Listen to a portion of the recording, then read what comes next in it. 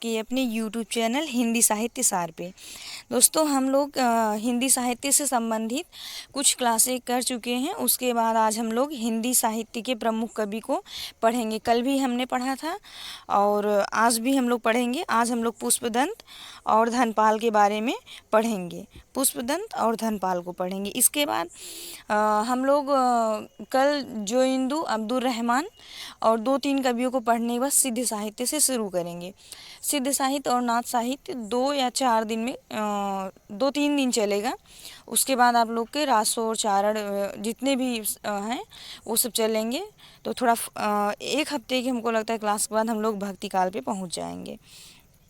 तो ये आप लोग के लिए बहुत महत्वपूर्ण और रिवीजन क्लास हो सकती है। तो बने रहिए। आइए जल्द से जल्द आगे बढ़ते हैं, फटाफट से देखते हैं।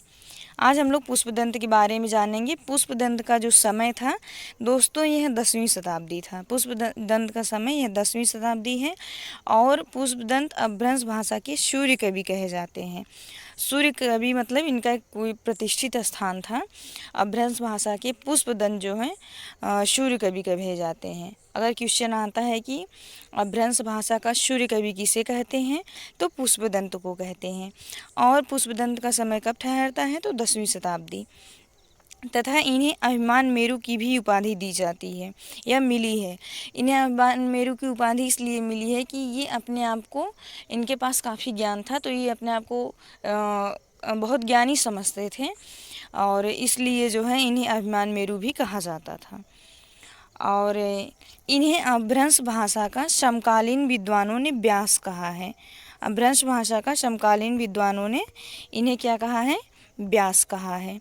इसको आप लोग 1 लाइनर जैसा है, इसको नोट डाउन करते रहेंगे तो आप लोग को काफ़ी बेनिफिट होगा एग्ज़ाम में। मैंने उसी हिसाब से लिखा है, बहुत ज़्यादा इसमें नहीं लिया है मैंने, बस जो मेन तथ्य हैं उन्हीं को संकलित किया है। तो एक बार फिर से हम लोग देखेंगे। पुष्पदंत अपभ्रंश भाषा के सूर्य कवि कहे जाते हैं।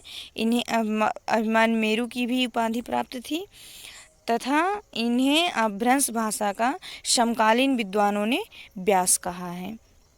तो आइए आगे बढ़ते हैं। और भोला शंकर व्यास ने इन्हें अपभ्रंश भाषा का माघ, भारवी, बाण, भवभूति कहा है। माघ, भारवी, बाण और भवभूति किसने कहा है? पुष्पदंत को तो भोला शंकर व्यास ने कहा है। तथा शिव सिंह सेंगर ने इनको भाषा की जड़ कहा है। शिव सिंह सेंगर ने पुष्पदंत को भाषा की जड़ कहा है। और शिव सिंह सेंगर ने इनका समय 7वीं शताब्दी बताया है तथा हजारी प्रसाद द्विवेदी ने 9वीं शताब्दी। शिव सिंह सेंगर जो हैं इनका समय 7वीं शताब्दी मानते हैं और हजारी प्रसाद द्विवेदी 9वीं शताब्दी मानते हैं, जबकि इनका समय 10वीं शताब्दी ठहरता है। तो आइए इनके प्रमुख ग्रंथों के बारे में हम लोग जानेंगे। प्रमुख ग्रंथ हैं इनके महापुराण, शिव महिमा स्तोत्र, ऋय कुमार चर्यु और जसहर चर्यु।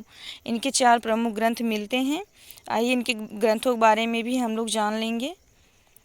महापुराण जो है यह एक प्रबंध काव्य है और इसका मूल नाम त्रिषष्टि महापुरुष गुणवलंकार है।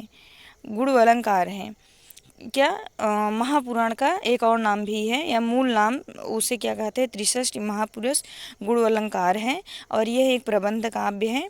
इसमें 63 जैन तीर्थंकरों के चरित्र का वर्णन है। 63 जैन तीर्थंकरों के चरित्र का वर्णन है और 20,000 पदों में। तथा इसी में इनकी माता का नाम सुबाला बताया गया है।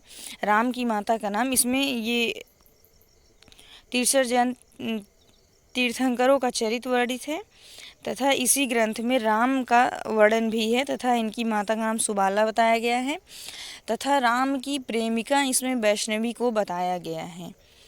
और तो ये थे कुछ इम्पॉर्टेंट पॉइंट महापुराण के बारे में। इसको आप लोग चाहे तो स्क्रीनशॉट ले सकते हैं। अब हम लोग आगे बढ़ते हैं, ऋय कुमार चर्यु के बारे में जानेंगे। इसका हिंदी नाम जो है नागकुमार चरित है। ऋय कुमार चर्यु को हिंदी में नागकुमार चरित कहते हैं तथा कुछ विद्वान इसे जय कुमार चरित भी मानते हैं।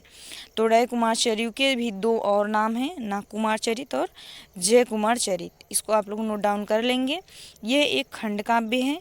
इसमें श्री कृष्ण की गाथा का वर्णन है। ऋय कुमार चर्यु में श्री कृष्ण की गाथा का वर्णन है। आगे हम लोग जसहर चर्यू के बारे में जानेंगे। जसहर चर्यू इस रचना में यशोधरा का चरित्र पूर्ण रूप से दिखाया गया है। जो जसहर चर्यू नामक रचना है, इसमें यशोधरा के चरित्र को दिखाया गया है। तो यह एक क्या होता है, चरित्र प्रधान ग्रंथ है। अगर आया कि जसहर चर्यू कैसा ग्रंथ है, तो चरित्र प्रधान ग्रंथ है तथा इसमें किसके चरित्र का वर्णन है, तो यशोधरा के चरित्र का वर्णन है। आगे हम लोग देखेंगे कि इसमें करुण रस की प्रधानता है। किस रस की प्रधानता है, तो करुण रस की प्रधानता है। तो दोस्तों हमने इसमें देखा पुष्पदंत के बारे में, उनकी रचनाओं के बारे में। अब हम लोग आगे देखेंगे धनपाल के बारे में। धनपाल के बारे में है कि इनका समय 10वीं शताब्दी ठहरता है और इनके ग्रंथ का नाम भविष्यत कथा था। कुछ लोग भविष्यत कहा भी कहते हैं, कहीं कहीं आप लोग को मिल जाएगा, तो उसमें कोई टेंशन वाली बात नहीं है। भविष्यत कथा, भविष्यत कहा कुछ भी हो सकता है। इसी ग्रंथ का दूसरा नाम सुई पंचमी रास भी है। इसको आप लोग याद कर लेंगे कि इस ग्रंथ का दूसरा नाम सुई पंचमी रास है तथा इसमें एक वणिक यानी बनिया की कथा का वर्णन है। अब आप लोग को इसके बारे में थोड़ा सा हम बता देंगे, लिखे नहीं हैं क्योंकि वो बहुत ज़रूरी नहीं है, जो पूछता है वही लिखे हैं। इसमें एक वणिक या बनिया की कथा का वर्णन है कि किस प्रकार उसने जैन धर्म को अपनाया था तथा जैन धर्म को अपनाने के बाद उसे किस प्रकार से सभी पापों से उसके मुक्ति मिल गई थी, इसी का वर्णन इसमें दिया गया है। और इनका एक जो है तितली मंजरी नामक गद्य खंड काव्य भी मिलता है। किसका, धनपाल का।